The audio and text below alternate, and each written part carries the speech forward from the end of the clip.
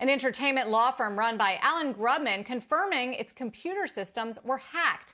The hackers say they have sensitive information about several big star clients, and those hackers want $42 million in ransom. With us now is CNBC contributor Sue Gordon, former Deputy Director for National Intelligence. Sue, good evening. How does something like this happen?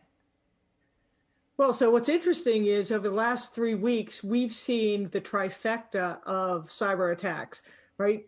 Cyber attacks to do influence, cyber attacks to go after an economic target in the pharmaceutical industry, and now criminal activity going after money because data are the coin of the realm.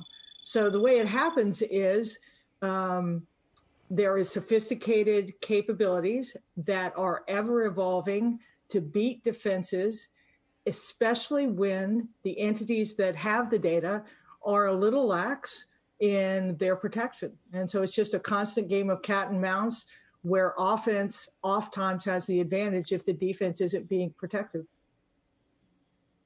With so many people working from home right now and so many companies operating remotely, how can we and companies protect ourselves against these hackers?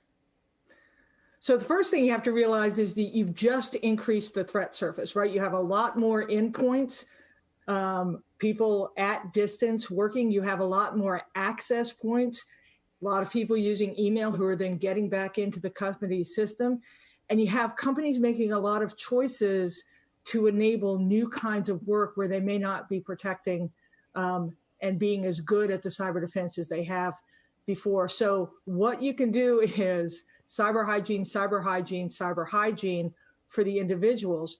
And for the companies, you really have to understand what's important, what data put you at risk, back up your systems, save some of that data off premises, and just be ready every day and not be lax with security just because you're trying to get performance. What about Zoom calls, FaceTime calls, video calls? How safe are those? That's a different kind of risk where you have the opportunity that people can come in through that, land on individual networks, lock them down, disrupt the ability for people to work and engage in now what is the way we do business.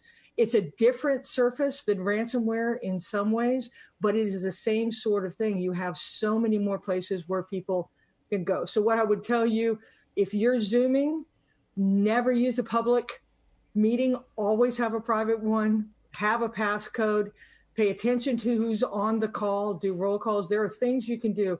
You know, what's interesting about criminals is there are some nation states that are engaging in criminal activity for monetary gain.